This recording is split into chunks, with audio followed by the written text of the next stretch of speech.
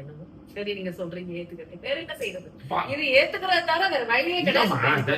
ஒண்ணுமே என்னால பண்ண முடியாது. யாரும் எதுவும் பண்ண முடியாம ஏத்துக்கிட்டு போங்க. கடந்து போங்க. அவ்வளவுதான், கடந்து போக வேண்டியதுதான். இதுவும் கடந்து போகும். நம்ம கடந்து போயிட்டே இருக்க வேண்டியது. வேற என்ன பண்ண முடியும்? ஒண்ணுமே பண்ண முடியாது. நீங்க உடைஞ்சு போயிட்டே இருந்தீங்கன்னா நீங்க வாழ்ற வாழ்க்கை மீனிங் இல்லாம போயிடும். கரெக்ட் தான். அது உடையாமையே இருக்கவும் முடியல. அவ்வளவு கண் மனசுலாம் எனக்கு இல்ல. நினைக்கும் போது அழுக வருது. எவ்வளவு நேரம் உட்காந்து தம்பி எல்லாம் அங்க பேசி இருக்காங்க தெரியுமா 2 பேரும். அப்ப இவங்களை பார்க்கும் போது எனக்கு அந்த ஞாபகம் வரும். ஞாபகம் வந்த உடனே அது வந்தது. அப்படி வரும்போது அது கொஞ்சம் மனசு கஷ்டமா இருக்கும். அந்த நேரத்துல அழுவேன். அப்புறமா ஏதாவது மாறுங்கள், அப்படியே மாறும். ரொம்ப நேரம் சோகமாயிட்டீங்க. இண்டஸ்ட்ரிக்குள்ள உங்களுக்கான பெஸ்ட் ஃப்ரெண்டு ஆக்டராவோ ஆக்ட்ரஸராவோ டைரக்டராவோ இந்த இண்டஸ்ட்ரியில வந்து உங்களை லேர்ன் பண்ணிக்கிறதுக்கு. ஏன்னா உங்களுக்கு சினிமா வந்து இல்லை, உங்க வீட்டுக்காரருக்கு தான் சினிமா. சூழ்நிலையில நீங்க வந்து சினிமாக்குள்ள வந்துட்டீங்க.